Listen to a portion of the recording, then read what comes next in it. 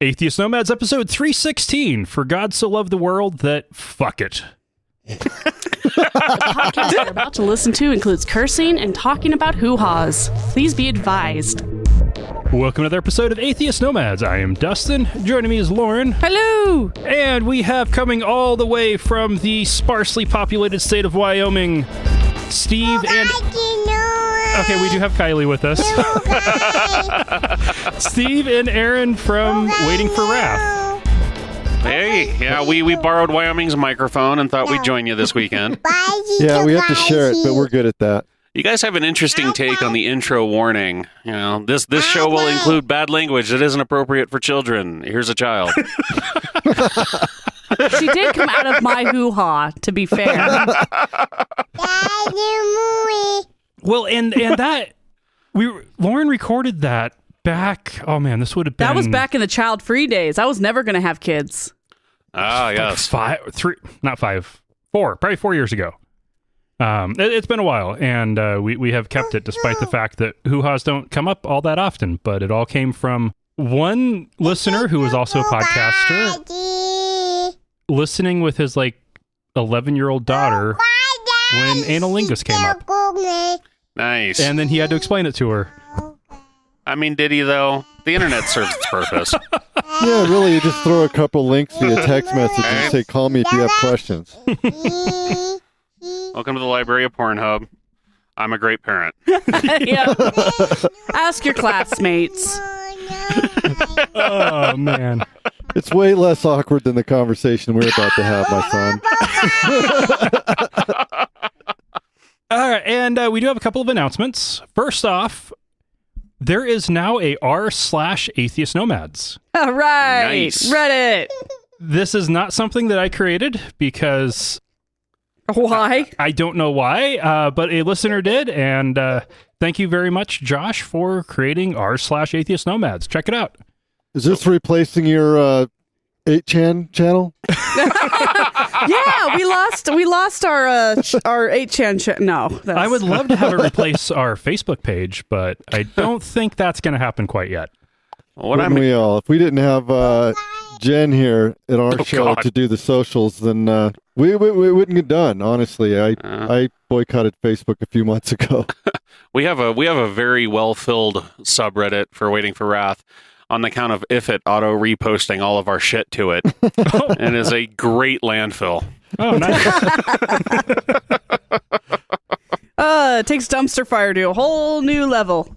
Oh, yeah. It's what we call a controlled burn. Vaguely. Barely controlled. As long as nobody kicks it over. Well, and speaking of controlled burns, we've got Camp Nomad coming up September 13 to 15, Island Park, Idaho. He's looking at me like, I don't know. What's the date? We will be making excursions into Montana and Wyoming, namely Yellowstone. Oh, yeah. And if you are all interested in coming, please send us a message to RSVP. Or if you just want to meet us in Yellowstone, that would be kind of cool too. If you just happen to be in the area, but you don't want to camp out. If you want to go see wolves and grizzlies at the Wolf and Grizzly Center, that would be cool. Kylie. Is that where he said he was from? Yes. Yep. So yeah, we might work out something with the... We'll get there later in the Plus, you can buy Everclear in Montana. Oh. Honestly, early September is the best time to go to Yellowstone. Oh, seriously. Yeah. It's awesome. Yeah. Kids are in school, so the crowds are less. If it wasn't my busiest season, being a University of Wyoming employee, I would consider it. But it's literally that's too maybe bad. the busiest 2 weeks of my year are the first 2 weeks of September. Just talk to Jen, get some suggestions. She used to live up there. Still pretty plugged in. Yeah. And but definitely RSVP, because not all those who wander are lost, but if you don't get the address, you will be. Yeah. It's a lot of territory with a lot of hungry animals to get lost in. And it's actually one where you need more than the address. You need directions. Well, you just text a GPS spot, really, right? Yeah. And then you lose signal halfway there, and you're like, "Fuck!" It's just that way. Just as follow the crow flies. Actually, that's how I get through life, basically. You follow the Following moose. Following GPS and then having it cut out halfway. Oh, there you go. There you Okay. go. That makes more sense than what we were thinking.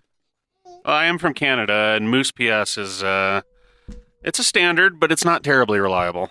Yeah, moose poop is usually a good sign. You know, it's a good lay down area, Right? good shelter, All right, so- lots of water nearby. I gave Kylie her own microphone, so we'll see if she leaves Lauren's alone.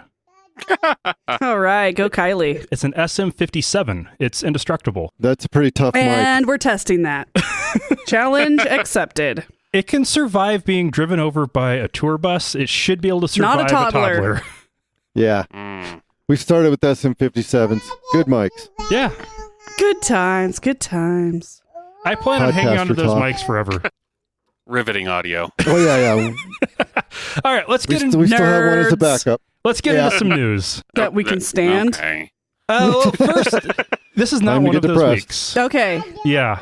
So as a warning, Yay. Today's segment will involve commentary on political, sexual, and humanitarian violence.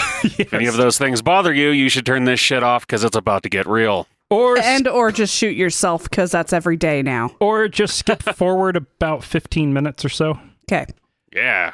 So Robert Jeffress is the pastor of the First Baptist Church in Dallas, Texas. He's a Fox News contributor and advisor of Donald Trump. So, wonderful person. Triple threat. As That's what we call a hat trick of terrible. Yeah. As part of his discrediting of proposed solutions to gun violence, he had this to say about the real cause. But I'm saying that one thing we can do is to quit this devaluation of human life in our society that is seen by the glorification of violence in our culture, by the mass slaughter of a whole class of citizens, the unborn, by teaching our children that they're nothing but an evolutionary accident, instead of teaching our children that they are created by God, they are of value to God, and they are accountable to God for their actions. All of this is important if we're going to solve this problem. You know, I don't terribly disagree, and a good first step might be to stop kenneling children. Oh, yeah. Yeah. Yeah. Unborn. He was only referring to the unborn. He could Yeah. care less about anything at postpartum. And that was my point. Let's care as much about the postborn as the preborn. And how many are willing to... I'm willing to bet money that he has paid for an abortion or two. Or Himself. his church has, anyway. Yep. Yeah, he doesn't pay Yep. for anything. That's Right. true. He doesn't have to, but his mistresses sure do. No, this is... So, I'm just convinced that all Republicans are rapists at this Yeah. point. It's just, yeah, that's going to happen. They're people, mean, callous people. There's nothing against it in their scripture. No, if anything, it's encouraged. yeah, there's just rules on how much you have to pay the dad. Yeah, as long as you're willing to pay the fine, you can do whatever you want. What is the USD shekel conversion rate? Well, if you go... Okay, in 2007, shortly He would after... know this. Shortly after Hamas seized the Gaza Strip, it was... Oh, Jesus, 1 to there's an 4. answer for that? The shekel is the current currency in Israel, Oh, there you go. Damn it. and it's about 4 shekels to the dollar. There you go. Of course it is. Well, that means 50 shekels ain't worth shit. Yeah, really. That's some bargain sexual assault right there. Yeah, it That's what is. I was thinking. Either that or you get sent off to federal prison and have to have the Clintons coming off you. Oh! So what's 50 shekels? Something like $12? Something like that. It makes it really hard to buy things. Like you see a price tag on something and it's 150 shekels, and it's like, wait a minute, is that a lot? Is that not? Yeah, I have an art degree. I know about red and blue making purple, not 1 and 1 making 2. But That's- they do Math. have one benefit with it is at least everything I saw in my one weekend in Jerusalem was that everything was rounded off to the nearest shekel. So Is That that would like a make why have sense. pennies argument? Yeah, It's it's like like- if we rounded everything to a quarter. yep. We Down for should, that. by I the have way. no problem with that. All arcades suddenly are just one currency unit. That sounds Oh, great. that would be awesome. Gotta look How on long the, has it been since you were in an arcade? not as long as you want it to be. None of them are one currency unit. So if you guys were to come to a real city like Boise, which we can actually call Boise a real city now because it's I think it's finally there. We have arcades where you can drink. Yeah, Oh, there's yeah. a really good one in Fort Collins we go to where they have a Vintage arcade. cocktail bar and all the Capcom you can play. I think That's- I just heard an SM58 hitting the floor. Oh, man. You recognize that right off the bat. Yep. Yep. No. Nerds. I'm the one who's like, don't drop the gear. Right. If there's a mic you're going to drop, that's one you can. Yeah. He hates it when people say drop the mic on anything. No. He's like, depends on Those the are mic. expensive. Okay, Yeah. so back to Jeffress. So he was blaming gun violence on video games, abortion, and evolution. So the first one of those really pisses me off because this is one of those areas where I've like done legitimate study. And I was actually really, really glad this week's Skeptics with a K, they talk about video games and the quote unquote causal link to violence, which is laughable horseshit. If video games taught us anything, we'd be a generation of people running around eating pills and chasing ghosts. But the simple fact of the matter is that in most studies of their kind where violence and video games are attempted to be correlated, right? The usual result is either massive hacking of their numbers or curated play of violent video games has the side effect of increased empathy. That was the publishable part of the last study that I was part of. We set out to do a educational video game kind of thing. And while that all went as expected, the more interesting data came out of when we were doing all the tabulations that violent video games have usually have an inverse effect on kind of they cause violence. Like, well, no, they don't actually. Yeah, I've seen several headlines this last 2 weeks of people posting those studies saying, yeah, this has been debunked, so stop bringing it up. Now, the guy that Jeffress was on Fox News with was who's a progressive activist advocating for getting guns off the streets. He countered video games with, look at South Korea. Right. They have the highest video game consumption per capita, and especially of violent video games, and they don't have mass shootings. They have a lot of mental health problems, but not mass shootings. Yeah, but along with that, they also don't have all their population packing heat. Yeah. I'm guessing there's a correlation there somewhere. Well, one of the idiots talking about this, and I forget the quote, and I forget who it was, so great intro, was talking about how, Japan is just, rife with video games and therefore sin and therefore violence. And there was, 6 shootings in Japan last year? And when I say shootings, I mean people who were shot, not American shootings. Right? Like it's just not... the data just doesn't bear that out. It's the devil's music or name your satanic panic. Okay, well, this guy's a Southern Baptist. Data isn't anything he cares about. It's not in their forte. Data doesn't matter. Proof is bad. Yeah, they're distinct followers of lore to complete that Star Trek based. They are absolutely perception is everything. That's what they are. Mm-hmm. Now, what I was encouraged to see was that every claim he made was countered by the other guest. Nice. When it came to abortion and evolution and not praying in schools and the like, Europe was the obvious counterpoint where they are far more secular and yet far less violence. Yeah. One of the things that has been curious about this last news round of post-shooting talking heads is that there seems to be this tacit admission, finally, that something needs to change. And, nobody would dare say that something is gun control. But the usual suspects seem to all be getting pushback, right? And video games did it. Well, secularism did it. Well, and even, can't believe I'm about to say this, but even the president seems to be hearing a gun control message, despite his best efforts not to. Yeah. It's quickly becoming undeniable. I would have thought that Vegas or Newtown would do that. But everybody admits it is a cultural thing, but what part of the culture? Which subculture do you need to address? And I do think it is the glorified angry young male incel group that needs to be kind of, I don't know. I mean, how do you can't educate. You can't. Just put everybody that subs to Jordan Peterson on Patreon on a list. There you go. I have an idea. Let's just We have our own prohibit list. anybody who's white, male, and under the age of 40 from owning a gun. Oh, so I bet you that'll correlate- solve about 95% of it. correlate car insurance rates. Uh-huh. Right. If I don't get a Honestly, we can solve this problem pretty straightforward way. We don't have to ban any guns. We don't have to do anything except require that all gun owners carry a commensurate amount of liability insurance as they have to carry if they have any kind of other dangerous thing in their life.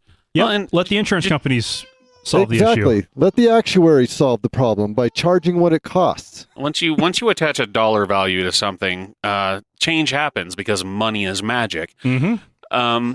But the thought that I come back to is that Canada, for example, having grown up there, and in this particular conversation, Canada is geographically as large, although it only has about a tenth the population. It does have per capita more gun owners than America does, and a fraction of the shootings. Japan, likewise, they have a higher population than Canada and an amount of gun owners, but a fraction of the shootings. And in both cases, in order to get a gun, which you can do, like it's not that, it's not go to Walmart simple, but you can do. But, Japan requires annual retesting, right? Like you take a day, you go down to the department, you do a quick shoot test, you do a quick written test, and they make sure you're not a fucking crazy person. Like we do this with driver's license. I mean, maybe not every year, but we do this with other things in our society. Honestly, I think we agreed should upon with you don't driver's just get- license. Yeah.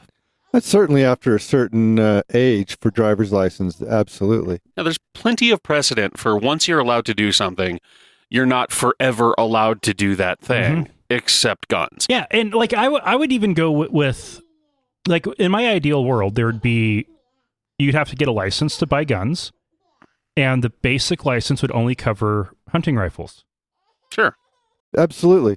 We don't need to have Glocks with 17-round clips to go shoot something. It wouldn't actually cover hunting rifles. The basic one would just cover like target shooting 22s.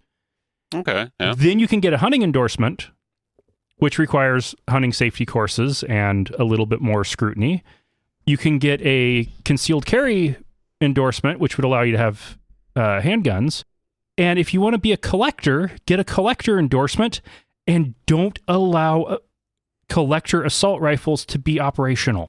Well, I mean, it sounds like a graded system, right? Which again, like, I mean, not to beat the analogy to death, but when you think about driver's licenses, right, you can't just decide to hop in a semi. Like, you have to get a CDL, right? I mean, and if you're 15 years old, you can get a learner's permit, right? And until you're 18, you're going to be on a limited license. This is something we already do in our society for shit that's way less dangerous. Well, and then that's the crux of it too, because you hear you can kill somebody with a car, and yeah, of course you can, but a car isn't specifically and masterfully engineered to destructilate what you pointed at. Oh yeah, right. Like, I mean, as a matter of fact, they're really massively engineered to not do that. Right. Like I mean,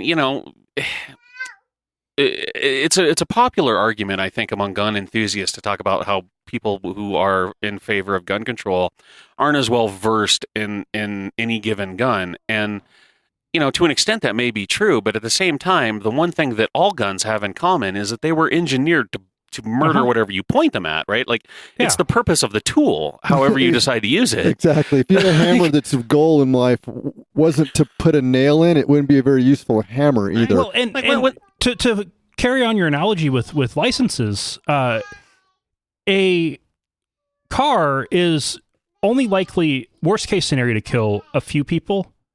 Kind of like a hunting rifle, you're going to have a hard time killing more than a few people if you go off the rails. A pistol is most likely to be used to kill yourself or someone you love, much like a motorcycle. Which every woman should find terrifying. And motorcycles require an additional training and licensure. If you want to really kill people behind the wheel, you need a semi. Mm-hmm. And you have to go through a lot of training and a lot of testing and a lot of evaluation, and it's hard to do because they are dangerous. And a lot of continuing education. Yeah. Yeah. I mean, one mistake and you lose your ability to drive said huge death machine. Right. And it really is, there was a knifing recently, of course, on the heels of all the shootings. And so you get the usual, you can kill somebody with a knife. And this person went wild with a knife, and you'll have to forgive me, I forget the location. But they managed to stab like 6 people in like a 3 or 4 minute rampage. Mm-hmm. Whereas the shooting, a couple of weeks ago, depending on the air date, the guy managed to kill how many and wound 24 more in under 30 seconds. 20 in El Paso. Yeah, I mean, it's not that you couldn't achieve the goal with a car. Like, we saw that Nazi run that lady over. Like, you can use a car as a weapon, but it wasn't engineered for that purpose, right? You can dig a hole without a shovel, but the shovel sure as fuck makes the process easier. Yeah, the whole people kill people argument really gets under my skin. I grew up with guns in the house. I grew up in a hunter household. We always had guns in the house. We always had loaded guns in the house. So I learned to respect for them early. But in retrospect, I don't think it was the wisest way to live. Yeah, by the numbers, you're lucky nobody in your family got shot. Right. Yeah. The fact that my dad had a loaded shotgun behind his bedroom door every night didn't make me feel safer. Let's put it that way. Well, let's go ahead and segue into other people who don't feel safe. Oh, good. Great. Secure Community Network is the security arm of several national Jewish organizations, and given the rise in white Christian supremacist terrorism, such as the shooting in New Zealand a few months ago and last week's shooting in El Paso, they're calling for a response to this Christian terrorism that is similar to the response to Islamic terrorism following the September 11, 2001 terrorist attacks. It's reasonable. Yeah, weed them out. Seems an entirely reasonable response. How many of you are betting it's going to happen that way? This is another one of those. That's Trump's base. No. Right. Well, and this is another one of those nuance-phobic topics, right? Because the second you draw corollaries between anything and 9/11, regardless of how apropos it might be, you're immediately going to run into, whataboutism, because the scale and the social impact of 9/11 is so was so high and continues to be, I don't know what's the word, like, I don't want to say exaggerated, but it continues to be played. Oh, it's so played out. Oh my God. Right. And so when you say, it feels like Team America, right? World Police, where they're like, oh my God, that's 19 9/11s, right? like when you start using 9/11 as a unit of measure, like you're going to run into a lot of problems that very seriously detract from the point you're trying to make. Yeah, it's like comparing everything to Nazis or Hitler. Well, but right. It's a good headline. To counter that, in Civil Air Patrol, I got the occasional briefing on possible Homeland Security threats to be aware of. And by 2000, I think it was 5 or 6, they'd figured out the greatest terrorist risk was a mall parking lot. Well, yeah. Absolutely. Or a Walmart. I mean it's a downtown area on a Saturday night. This is playing it. By numbers of life lost or incidents, right? Because actioned. Any terroristic action is going to, by necessity, choose a populated area. Right. And the more populous it is, and the more people that are milling about, the better as far as that goes. I'll never forgive that guy for the Gilroy Festival. It's deeper than that. The goal of terrorism is psychological. Right. It's not about the death toll. It's about making people scared. And the Twin Towers in New York is an abstract thing that not a lot of people can relate to. Because nobody under the age of 18. It's very elitist. It's a certain New York elite that worked there, and it was a symbolic hit. Well, and it was also a grand gesture, to co-op a phrase. Mm-hmm. And you're not going to have a 9/11 or a Pearl Harbor or a Tokyo subway gas attack, to focus on all the time. But what you are going to have ad nauseum, if you choose to pay attention to it, is local shootings. And if you take the carnage total and the terror total and the societal effect total and put them, kind of in buckets, it's probably pretty close. But if you're not safe going to Walmart, are you ever safe? Honestly, I think that's why the conversation now is changing. Right. It's because this latest one took place in a Walmart. Right. And not only that, it took place in a Walmart, and then the next day, another one took place.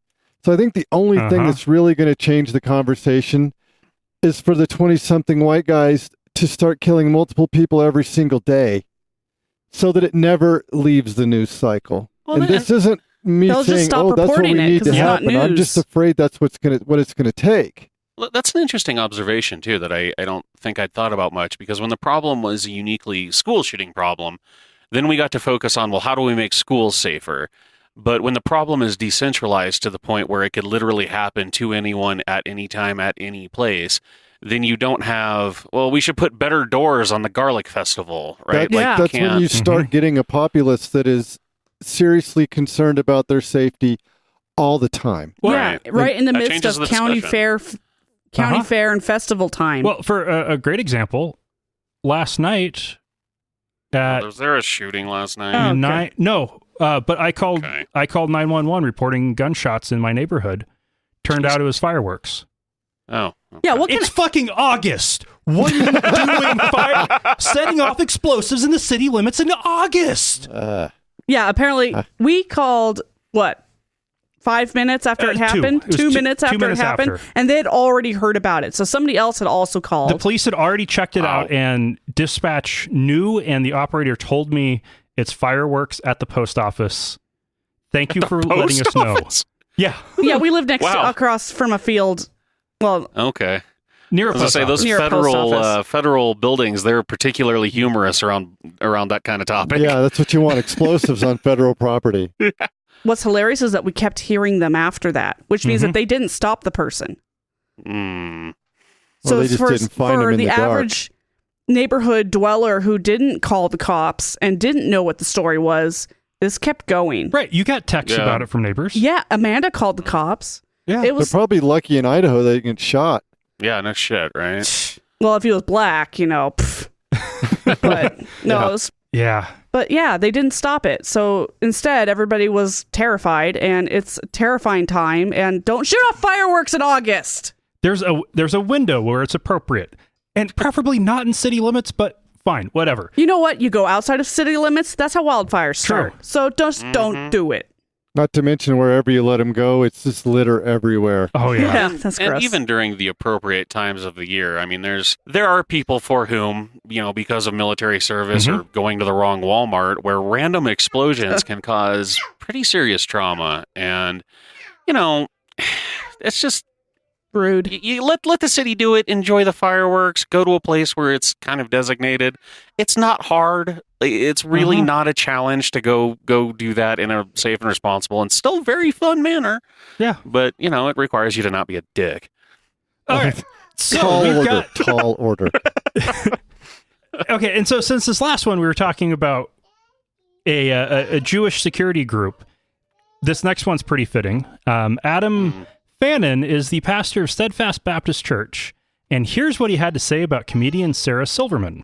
These Jewish false prophets, anti-Christian, anti-God, they're willing to put Jesus to death again. You heard this comedian Sarah Silverman? You guys know what I'm talking about? She brags about it. I'd do it again. Listen, she is a witch. She is a Jezebel. She is a God-hating whore of Zionism. Wow. I hope that God breaks her teeth out and she dies.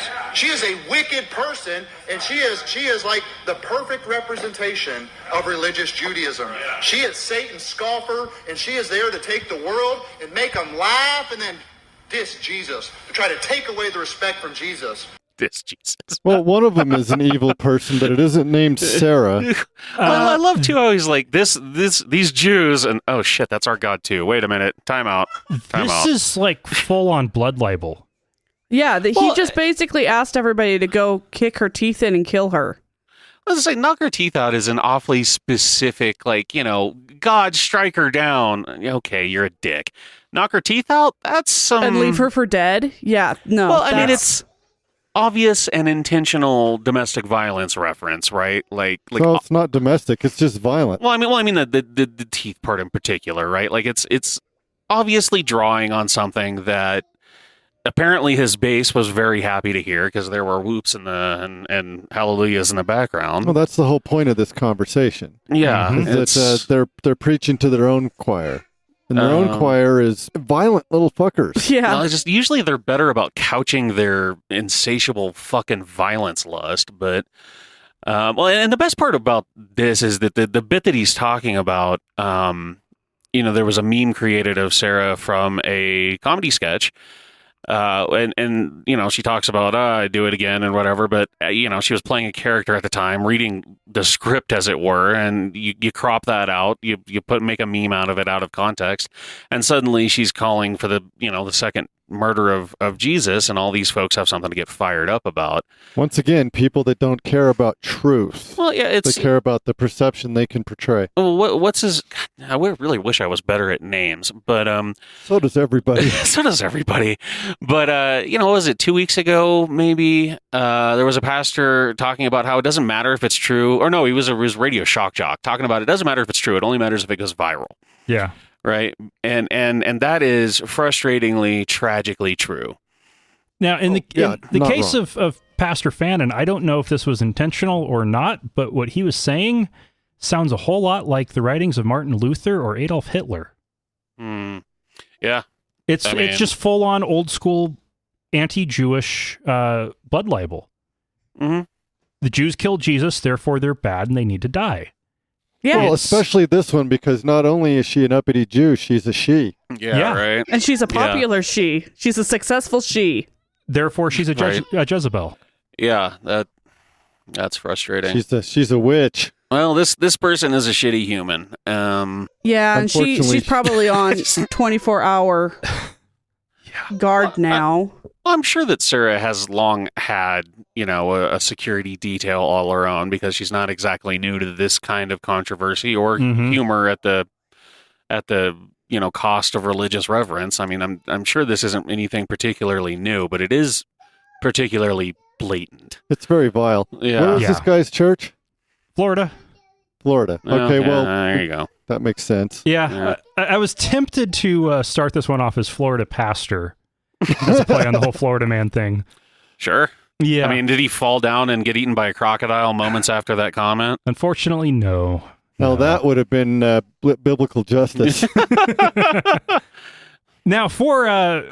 I don't have any good segue for this one. The Arch Mission Foundation created a backup library of literature, DNA, and tardigrades as a backup of planet Earth. This was sent up with a lunar lander launched by Israel Aerospace Industries. And unfortunately, the lander crashed on the surface of the moon, with the disk being believed to be the only thing to survive intact, successfully depositing thousands of tardigrades on the moon. Right. Okay, now some claims that this is an accident, a terrible accident that happened, miscalculations on the human's part. I think that it got hijacked by the tardigrades. And they have successfully colonized the moon. They're like, suck that, humans. We're on our way to the solar system. Here's our first successful Earth colony. Oh, God. Well, I mean, they set down in the Sea of Tranquility, which sounds like a nice place to start your little tardigrade culture. It's, it's not a bad way to go, all things considered. Now, okay, what is super cool about this is they were trying to figure out how to preserve the data. And initial thoughts were doing it digitally, but bits get flipped, especially out in space. So they couldn't figure out a way to do it well digitally, so they decided to go analog. And using lasers, they engraved a metal disc with nanoscale exact high-definition copies of a ridiculous amount of literature. Yeah. And human history and language examples. And between the layers of metal, they used an epoxy that they ended up embedding bits of DNA with hair from members of their team and tardigrades. And that epoxy, they believe, is why the disc survived intact. Kylie, no paper shredding right now. See, that's what they were trying to avoid right there. It's very interesting. It's a very interesting idea, I think, to try and preserve our culture and our knowledge through the written word. However, have you ever tried to read early English writings? Oof. Yes. Yeah. I heard that if you wear pigeons as shoes, it'll cure most malaise. Yeah, Your humors are all out of whack.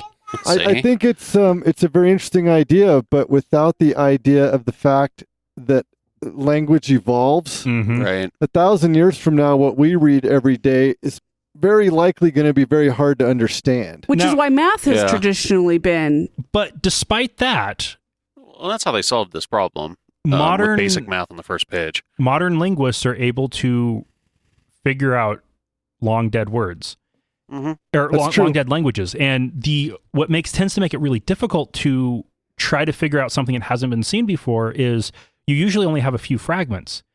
If you have an entire library, That's true. it is relatively easy to start to figure out the language, and a sufficiently advanced civilization to be able to find something like that wouldn't have any trouble recreating English or No. whatever language they used.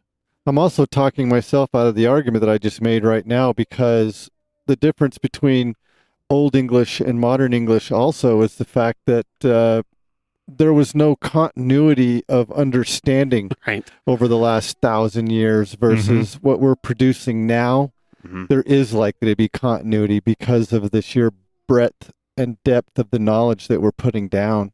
And Yeah. And with Middle English, if you try to read it out loud, it's relatively comprehensible. Yeah. You have It's to it's kind of spelled invent your very own different. commas, but Well, yeah. by the time you get to about 1600, it becomes reasonably comprehensible to our people. Mm-hmm. But I was able to 1400 English, difficult. I was able to do it pretty decently with 1300 era script. I was able to get about 50%. Yeah, so ancient. One of the things that I looked at a fair amount way back in the day during my undergrad was old manuscripts, and once you figure out how to read them, you have to invent your own commas and put breaths in wherever you feel like, but. Once you get the flow of it down, it's not hard. And in a lot of those cases, you're only left with 1 or 2 points of familiarity to extrapolate out. And on this particular data block, one of the first things that they did, I think they said it was the first 14 data plates. The first plate was purely just like 1 and 1 is 2 and kind of going from there. And then by the time you get to the 14th or so data plate, you've worked your way through a couple hundred pages of continually advancing text, so that with nothing other than one dot and one dot on one side of a couple of lines is 2 dots on the other side of a line, you can extrapolate out.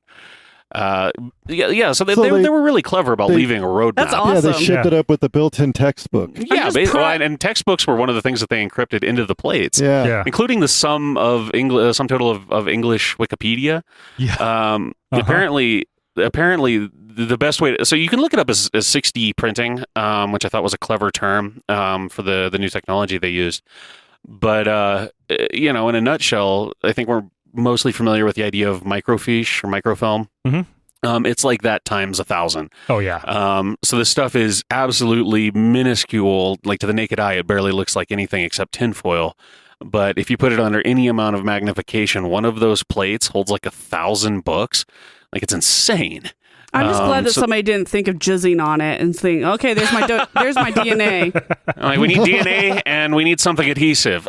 Jesus, put your dicks away. Ah, man. Fucking scientists. I think it's time to move on to talking to you guys about you. Oh, now my favorite topic. How do you Really? feel? Yeah. I thought the show was pretty interesting till just now. And we have a listener drop off. Yeah, right. It's like a cliff. Oh, remember all those hits you used to love to get?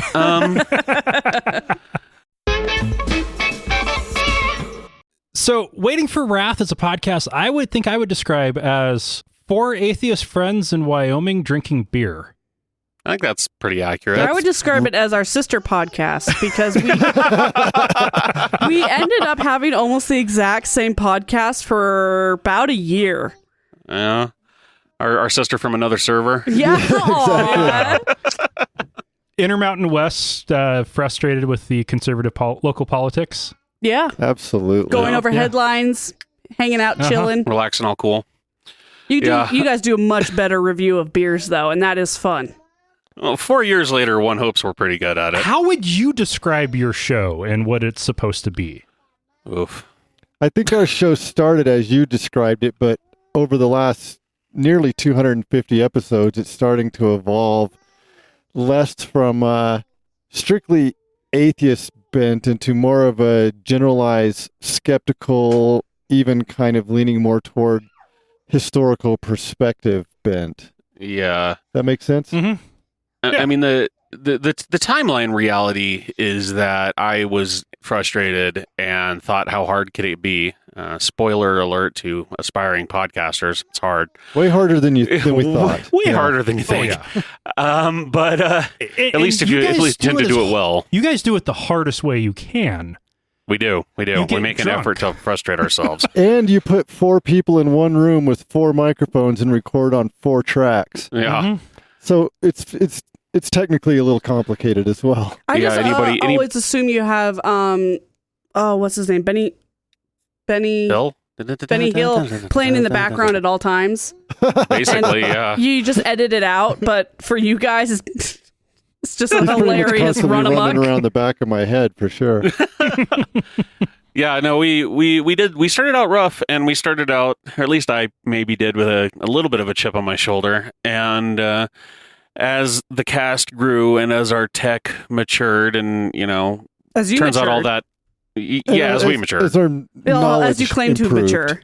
Well, the reality is there's only so much time you can spend being pissed off about something before it hurts you more than anybody else. Yeah. And that was the big impetus to the most major change we've made since we started, which has been only in the last 20 or so shows, maybe. Yeah, the last 2 or 3 months probably, where we kind of decided that that our previous focus on headlines was starting to get really depressing and personally demoralizing to the point where we kind of had to either think about doing something else or we had to think about not doing this at all. At least me personally. No, I was right there with you. I mean, the reality is, you start out and rage venting about stuff is easy, low-hanging fruit. And then at a certain point, you want to talk about it a little bit more, I don't know, thoughtfully. But the more thoughtful you get about something, the more you have to invest in it. And that's emotionally tolling. It's rough. My wife calls me Spock because she thinks I don't have any emotions. But I feel like this shows that I do. I just keep them really deeply repressed. Oh my God, I just realized that you guys need an atheist podcaster counseling group. Right? You get together. Hi, my name's Dustin. I've been an atheist for so many years. And then we could turn that into a podcast. Oh, jeez. Wasn't there a secular therapy project? I think you can find information about that on the Friendly Atheist. Yeah. Absolutely. No, we actually have a local therapist that is part of that. That we mentioned on the show a while back. It's a good service, but we were but it's like PTSD for podcasters. It's like, how do you handle the news? Well, and as much fun as we had with the front half of this show, when you're finding those stories, for every one you talk about, you pass over 50, and when you absorb that much of that information, it takes a toll, and all the while for the last maybe year or two, we switched over from a purely story show to a stories and then a second half show to allow a little bit more freedom, but also a little bit deeper dive. And that second half kind of concept really quickly drifted into, we're just going to spend half the show talking about whatever the fuck we want. And you would think by now that we would know the secret to success is to not argue with Jen.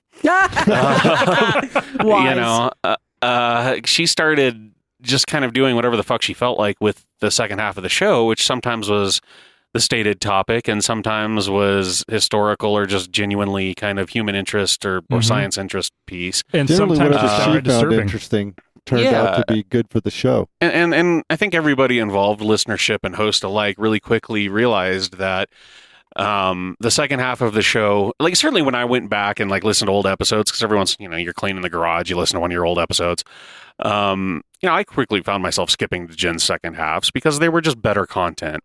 So, they age better too since they're not so timely. Right. And I mean, really, like, the secret to our success is, and if we're smart about it, will continue to be just listening to Jen. And so the whole show now is basically an elongated kind of second half. We do a beer, we have a little chat about life and, if there's any show announcements, and then we dive into, preview time. This week's episode will be about hunting The boys in Brazil. Oh, Apparently there were Nazi hunters back in the day. so many Archer Oh, wow. references. Yeah. I promise to only make one Krieger joke. That's not a promise I can That keep. is not a promise you even can close. keep. No. Shut up, bird. Right. So we we've done some fun stuff. I'm going to do a story on MSG here, I think, coming up pretty soon. Nice. Just, I think it's whatever just like is any- interesting. I think it's more like most any endeavor you do in life, if you're not constantly reevaluating what you're doing and how you're doing it, you're probably going to get tired of it, and Yeah. it's probably going to lose some quality Mm-hmm. because, we are inherently short attention span beings, or at least I'm speaking for myself here, Yeah. such that just being or admitting to myself that being flexible was the way to go. Aaron and I basically sat down for lunch a couple of months ago, and we started with the Slack conversation and Yeah. continued it at lunch, saying that, man, we have to really seriously think about our format Mm-hmm. because it's starting to be a serious downer. Well, it turned into a chore. Finding content turned into a chore. Absolutely And- a chore. Anybody who's ever talked into a microphone for more than 5 minutes knows that it does. It's kind of an inverse relationship to TV, right? Like TV puts on a couple of pounds, radio takes off a couple of pounds of enthusiasm. So like when you want to sound chipper in person, you just, you buck up a little bit. When you want to sound chipper on air, you have to do that times 3. And that's really hard It's to do really when the hard news to of the force day that just smile on the microphone. it is. When you finish collecting your content for the week and all you want to do is go take a nap on the railroad tracks, like it's hard to be chipper about that. I was having a really, really hard time just absolutely forcing myself to do my weekly homework. Yeah. And that's what it was. It was homework. Yeah. So we switched over, and I Dustin's think been we've got bearing that burden for a long time, and we finally decided to change up the format so that Lauren, me, myself, and I, and Aaron would also contribute, and then Aaron dropped, and we're like, okay, yeah, now format what? change, yeah. Well, and because it's- I'm and it's- lazy as, so I'll get out. You're busy with a toddler. I also like to focus on happy things. I can't look at the Right. news like you do. Right. So we're Science. making a goal of less news, There's always good science stuff happening. more topics. We're going to try and get more science and skepticism and humanism Puppies. in. And Puppies are always a good way to discussions go. with people that are doing interesting things and that are fun to talk to, like you I guys. think we should do a Jesse Thorne-esque you talking record about? Kylie's reactions to cute animal pictures. There you go. There you go. Even from the very beginning, something that we've had to continue to keep in our show is always our Faith in Humanity Restored segment at the end. Oh my God, yeah. Because no matter what, if you make even the slightest effort, you can always find some good news to help brighten up the end of the show. Yeah. Right. And honestly, that segment has become one of our favorite segments because we can always end on a high note, And some days it's harder to find, and some days it's easy. And We that's more nice. than once had to fall back and faith and dogmanity restored. You can always find a good puppy story. Oh my God, no kidding. No, it takes a toll. We set out initially, there's only so many terribly dirty, I'm going to do what South Park does. And the fact of the matter is we don't have quite the built-in creative talent that Matt and Trey do, or We even don't like have Noah, talent. Heath, and Just say Eli, it. It's right? okay. If you're going to be the scathing atheist every week, you would best be up to that challenge, and they very much are. And we, and I think we realized early on that following too closely in those footsteps, while obviously they inspired us, it's the reason why we don't talk about Trump on our show. Like, there's some subjects you need a break from, and you need a break from the grim every once in a while. And the only And you people got- who you have need to dead find your own horse is niche. IKEA Swedish meatballs. Yes. See? We got to find your own niche, man. Right. If Yeah. we tried to do Cog Dis every week, we would be a poor, pale imitation of Cog Right. Dis, and that's exactly what we would be. You should always aspire to be more than Diet Coke. Hey, I like Diet Coke. Aspire to be more Diet than Dr. a Pepper's silver, where it's than a at, though. Coors Light. You're right there. Do better than Coors Light. Oh, geez, I hope. No, but there, So- there are a few podcasts that I, in my own listening feed, bump up to next as soon as I see it that it's downloaded. Yours is one of them.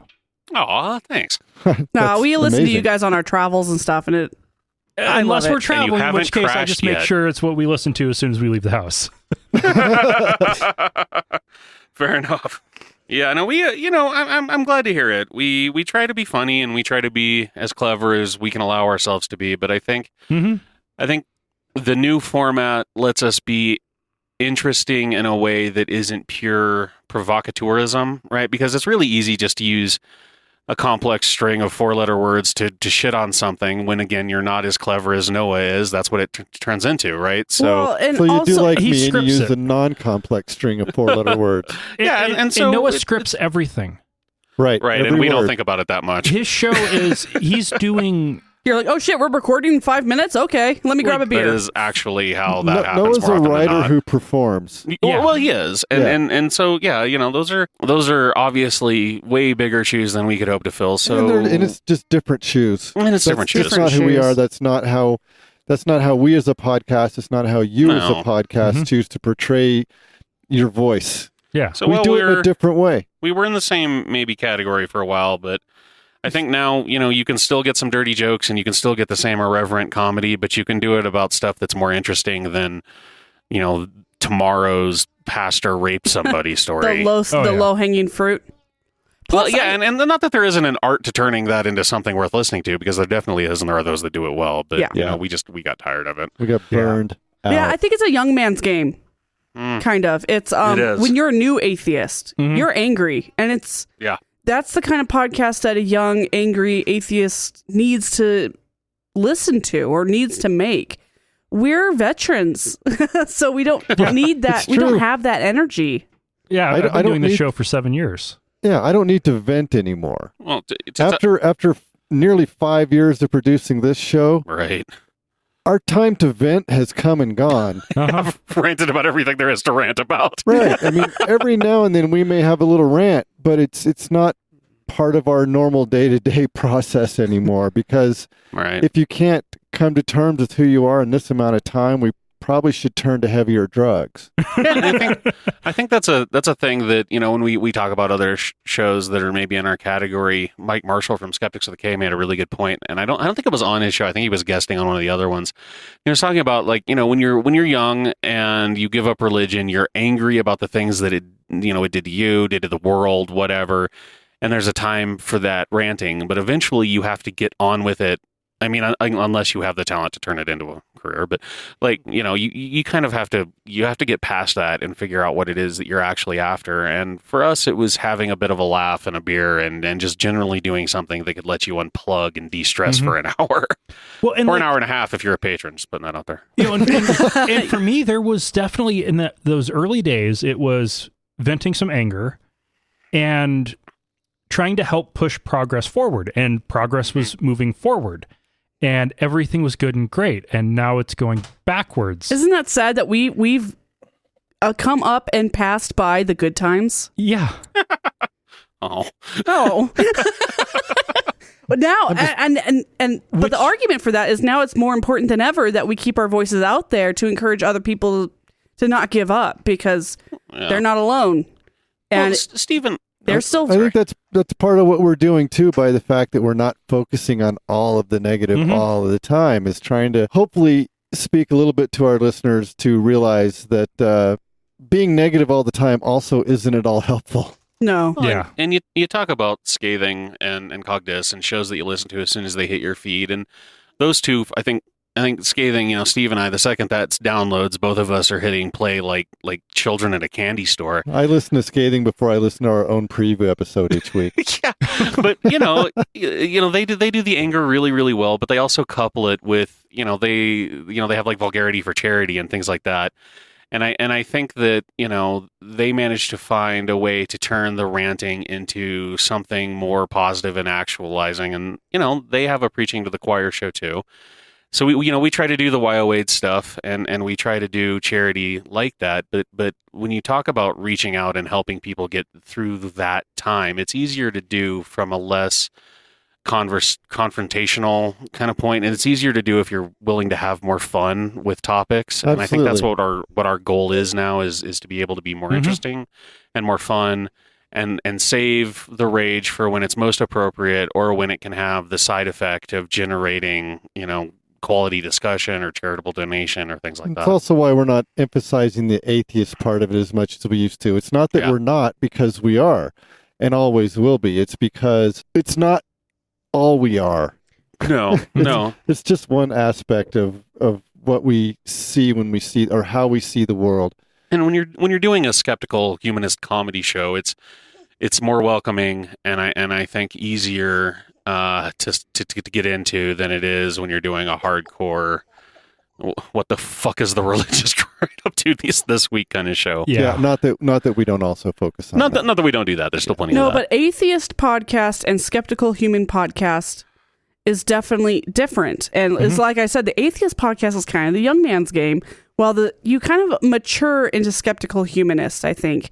And the people who don't, I think, are left behind in a certain regard. I've met Absolutely. atheists who are not humanists, and they stick out like a sore thumb. Yeah. Well, and like I definitely consider this podcast to not be a podcast for new atheists. It's Right, because After we're not teaching logical fallacies. We're not going over Dawkins, Harris, whatever. We're not doing. it's more targeted for you've made it through, you've got through the worst of your anger, then we're here for you. Now, so like, now let's bitch about it. like post everyone's agnostic. Graduate to a exactly. show like ours or yours. And yeah. Okay, so we're out of time for your guys' stories. That's okay. Our stories usually suck. Yeah, there's not a lot to talk about there. You're way better just to let us ramble. But we do have some feedback we need to Like talk the about. tumbleweeds of Wyoming as they spread their seed across the land. I mean, I do what I can, but I've never been that popular.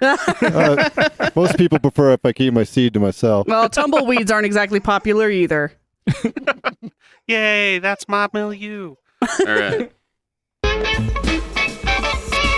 All right, so from Josh via the website, and actually all 3 bits of feedback we have this time are from the new contact form on the website. Yes! So you can feel free to check that out. It is working well, and I have now added a button where you can select if you want us to read it on the show or keep it private. Whereas before this, I've assumed that everybody who talks to us that doesn't say, please keep this private, is okay with us reading it on the show. Uh-oh. Hope we didn't whoopsie on a couple of those. I think everybody knows that this is the case. That's I hope. nice. That's a good option. Yeah. So it's now explicitly available there, and unlike email, you don't have to explicitly state it. It's just available. So anyway, from Josh via the website, I was shocked to find you all didn't have an official subreddit, so I made one. And it's at reddit.com/r/atheistnomads. And then he went on to say, I wanted to talk about the Joe Rogan experience a sec. In the past, I've just blown the show off as stoner musings, but it was recently drawn back to my attention by an interview with Alex Jones, which at the time fueled my dismissiveness of the pod. But in hindsight, I am now feeling what they have done is brilliant. Reason being that this is the same forum that had a fantastic interview with Bernie Sanders. And he gave a YouTube link, just the possibility that a fraction of right-wing conspiracy cooks might have also tuned in to hear Bernie speak is amazing. Yeah. Okay. I will not listen because I cannot stand Joe Rogan. He was... I just can't. I can't do it.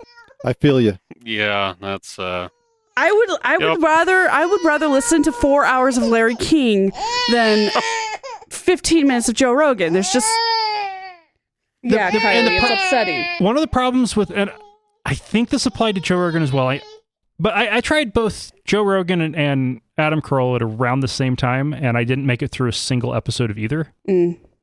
Adam Carolla I find a lot less grating than Rogan, but yeah, I don't watch either regularly but at with all. Carolla, you had to make it through the first, I think, 5 minutes to just get past the ads. There's that. Like, It is seriously, such a pain in the ass. five minutes of ads to get to the beginning. And I know it's because they get paid more Mm-hmm. for having ads in the front, but come on. And Yeah, there's a limit. But with both of them, it was a combination of the quality of the content I was getting to once I finally got to it was lacking. And is it worth, I think Carolla's 15 hours a week? It's a daily 3 or 4 hour show. Oh, wow. I think Rogan's a that's- daily show as well. it's just too much. I mean, I don't want that much of something that I really love. I just get a really strong frat boy vibe from them, and that just turns me off. Yeah, you just put the hammer on the nail right there. That's the main reason I can't listen to them for more than a little while. Which is also the main reason why they're so damn popular. I know. And Rogan thinks the moon landing didn't happen. And that's another reason why I can't watch Rogan, listen or watch Rogan, is because he is often really full of shit. And he's not afraid to be loud about being full of shit. He's marketed the, like, all ideas in the marketplace deserve equal value, and it's that, and they don't, libertarian, like, let's talk about everything regardless of how ridiculous. And it's just like, no, man. Like, I mean, actually, we just did a story on the moon landing as one of our full-length show specials that was kind of fun, and talked about some of the reasons why people think that nobody landed on the moon, and it is absurd. It's, I mean, if you're willing to read anything more than a 4-letter word, you're going to be fine. Like, there's no reason to suspect that we didn't go to the moon. Yeah. Yeah, the tardigrades knew about it. Oh, right? It's a populated planet these days. He had Elon Musk on his show, who is actively involved in the space program. Right. And he's just like, meh. Yeah. But yeah, it's he does a show. It's ridiculously popular, and that is horrifying. Anyway, moving on. From Trent via the website. I had just found the podcast. I have been in West Yellowstone, Montana for years, but had no idea there was an atheist podcast based in Boise, or that Camp Nomad took place in Island Park. I work for Grizzly and Wolf Discovery Center and the West Yellowstone Chamber of Commerce. So if there is anything I can do to help with the participants of Camp Nomad, please let me know. Trent. Trent, you are our best friend. Let me tell you what.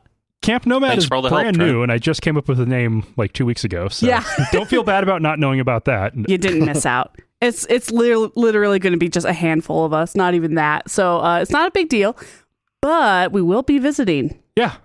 We will definitely be in touch with you, Trent, to try to coordinate a visit to the Grizzly and Wolf Discovery Center or something like that. We'll definitely have to hit up a bar. Yeah. Have a drink. Just don't discover the bears at the bar. That's they're mean drunks. They'll eat your face. Different kind of bears. You know, they do have. But West Yellowstone has a lot of really good beer. The Slippery Otter is a fantastic little bar, and it is a different distributor than what we get here in Boise. So there's new stuff for us out there, which is always fun. We had a West Yellowstone visitor send us some T-shirts that say, "In dog beers, I've only had one." Yeah, I wear that all the time. That's a pretty good one. Yep. I actually found a matching shirt for my dog. So. Oh, what? Okay, now that is a good take on that. So Fletcher and I are shirt drinking buddies. Because nowadays there is dog beer. There is dog beer now. Yeah. You can share a beer with your pup, and yeah. I mean, I'm pretty sure it's just like chicken bouillon or something. But it might be even carbonated, but I'm pretty sure, it's just a random. Okay. But there's wine, there's beer.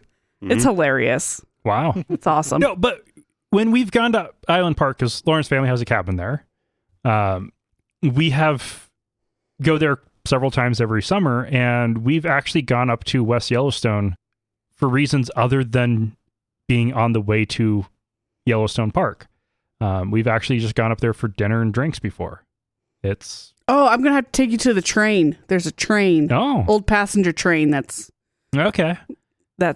inside there. Yeah, but we've never been to the Wolf and Grizzly Center. No, we haven't.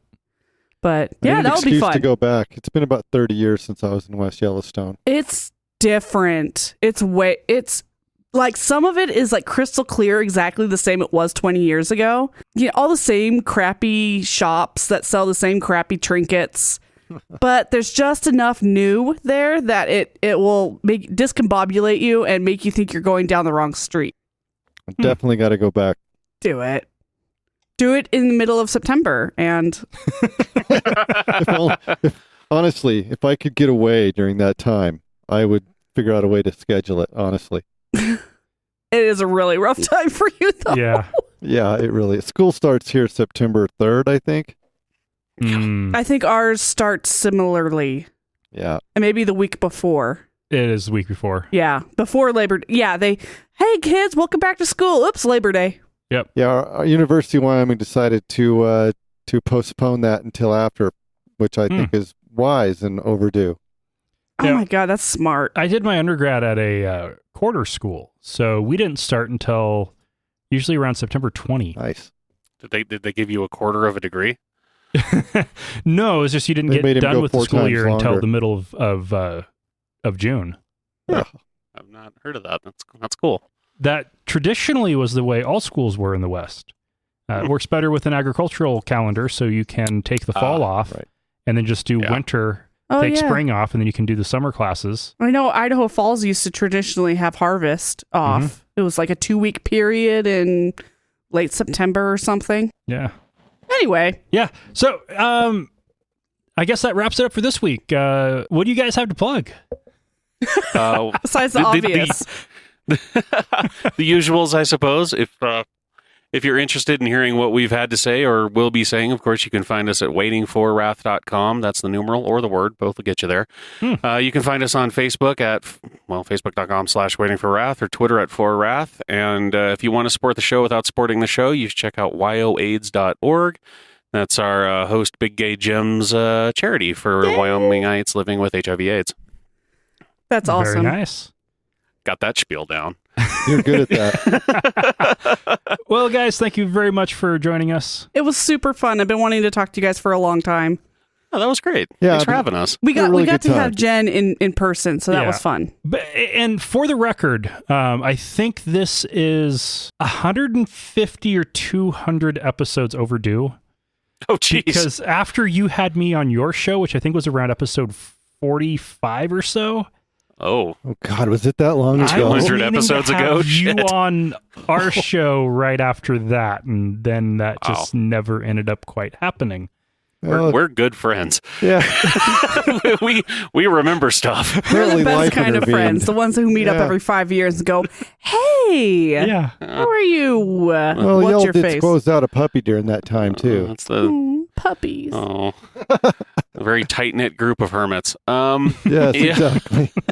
Yeah, well, we definitely need to figure that out. We will have y'all on before episode 500. Awesome. way All right. to commit. And for Definitely this year. and for any listeners that are worried, no, these guys aren't the new guys anymore. They actually know what they're doing and are very good. Well, let's not make too many Yeah, promises. let's not get carried away. We're not new anymore. I'm sure you're still out on if we know what we're doing. And don't forget Boise Corgi Fest, August 17, 10 to 1 at Ann Morrison Park if you're local. That's this Saturday, so you've only got a few days left and you don't want to miss it. There'll be like 1,000 or so corgis, and that's just way too much cute, so you definitely want to be there. And listeners, remember, not all those who wander are lost.